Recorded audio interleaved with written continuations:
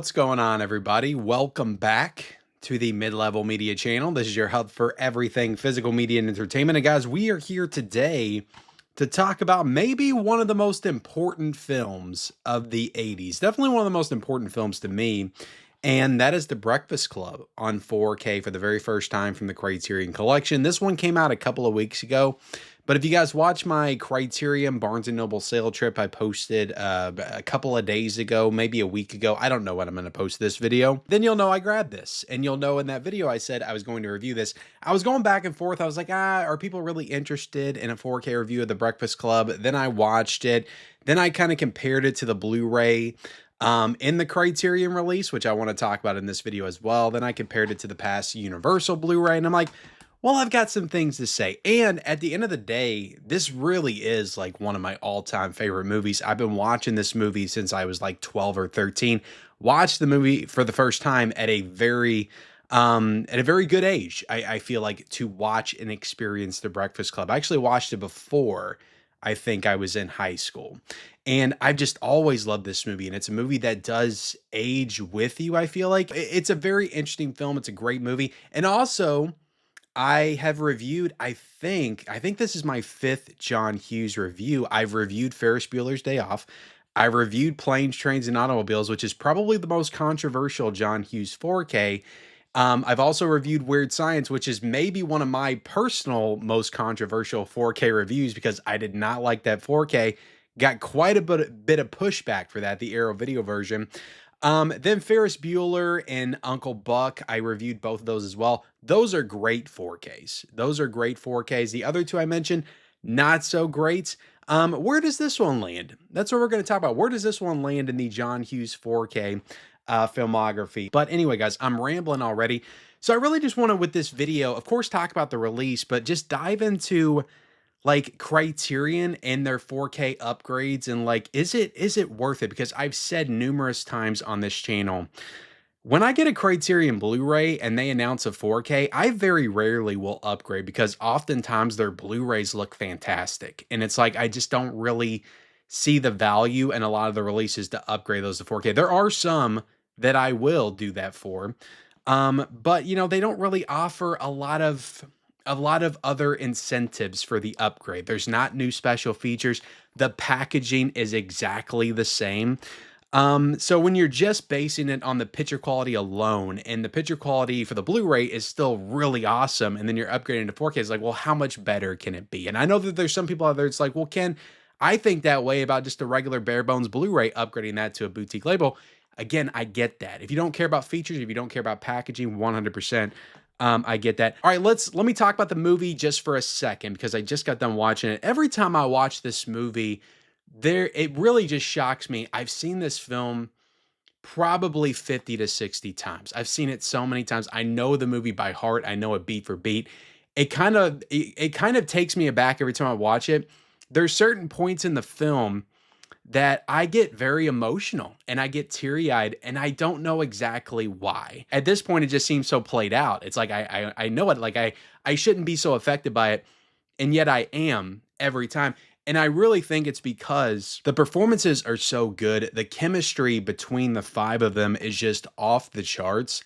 And John Hughes really did capture like some kind of magic here with this combination of characters and also performers. And the movie really is like, it's so dependent on them because it's a single location film. It takes place over the course of 8 hours in detention.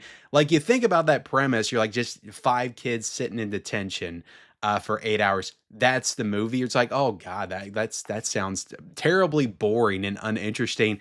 But you have got to have like very charismatic, performers and interesting performers that can really carry that. And these 5 absolutely do. You know, that combination of Emilio Estevez, Judd Nelson, Anthony Michael Hall, Molly Ringwald, Ali Sheedy, like it was just the perfect combination at like the perfect time to make the perfect movie, in my opinion. And it just works. So yeah, just an incredible film, guys, and a movie that continues to stay with me as I get older. I mean, I was born in 1985. I was born when this movie came out, and now I am 40, celebrating my 40th anniversary along with this movie's 40th anniversary. And yeah, just one of the greatest films of all time. If you have not seen The Breakfast Club, like I don't care if you get the Criterion, if you get the Universal Blu-ray, if you watch it on streaming, you gotta watch this film. It's just one of the most important movies of all time and so incredibly relatable because we've all been teenagers and we've all gone through this coming of age before. But let's get into the 4K. And I'm not going to be negative here by any means. I think it's a very good, solid 4K upgrade. It's a new 4K digital restoration. And you got HDR, you got Dolby Vision, and all that stuff. And you got the information on the actual transfer in the booklets on the inside of the Criterion, which I can showcase right here if you guys want to read that. So yeah, it's a 4K digital restoration from the original 35 millimeter camera negative, and it looks great, guys. It really does. My only thing is that, you know, the HDR, and HDR has a tendency to do this, but it really makes the movie, it makes it very dark looking, has a very dark or just a darker aesthetic. This is kind of a brightly, you know, it's a gloomy film, but it's also, when you're in that library, it is supposed to be a little bit brighter in that library because you got the light shining in.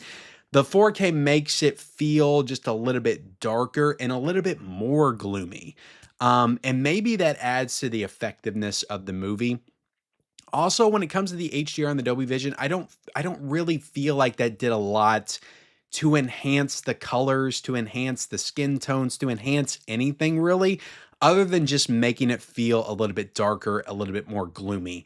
The detail is fantastic. It's incredibly well detailed. It looks great. You can see all the fibers on the teachers' jackets, and it look. I mean, Judd Nelson. Did I say Judge? I always want to say Judge Reinhold. It's not Judge Reinhold. Judd Nelson.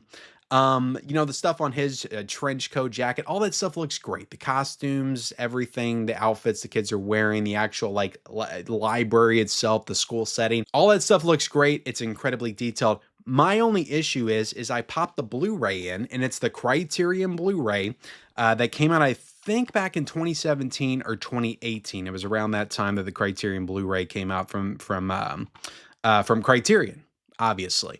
The Criterion Blu-ray looks really good too, and it's incredibly detailed as well, to the point where I could barely notice any real significant difference between the two as far as the actual detail. And honestly, like, I kind of preferred the brighter look of the Criterion Blu-ray versus the Criterion 4K. I don't always say this. Sometimes, like, if it's the right movie, I do think that darkness kind of works a little bit better. But this movie, like, just set in a light library. And I mean, honestly, like, the location's not super, like, visually interesting overall. So again, I don't feel like, I honestly don't say this often, guys. I really don't. I don't feel like The Breakfast Club is a movie that really necessitates a 4K. I do think you need really good picture quality, though. I do feel like that's important with all movies. Like, I think should be viewed in the best possible picture formats. I just think that, honestly, that's probably the Criterion Blu-ray. I think it looks good. It's incredibly detailed, and it's just a little bit brighter, and just the visually, I like the way the Criterion Blu-ray looks. It's not super saturated or anything like that. It still looks like it has that natural look to it.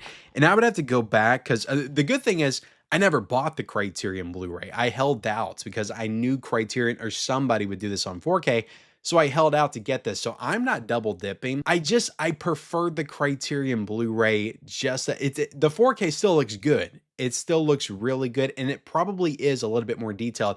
I just struggled to notice that detail. And what I was going to say about the Criterion Blu-ray is, I'm not sure if that was a 4K scan when it came out. So, I mean, there could be merit to this 4K. It could be, you know, the best, most detailed version of the movie. It's just, I couldn't pick up on those details. And I usually can, but for this particular movie, I couldn't. Like, when I put in that Criterion Blu-ray, I was like, damn, that looks really good. Also, this 30th anniversary edition, this came out a couple of years before the Criterion. This must have came out in 2015. The Criterion came out 2017, 2018. This looks really good too. And this is probably a new 2K scan. It could have been a 4K scan, guys. Could have been a 4K scan on this Blu-ray.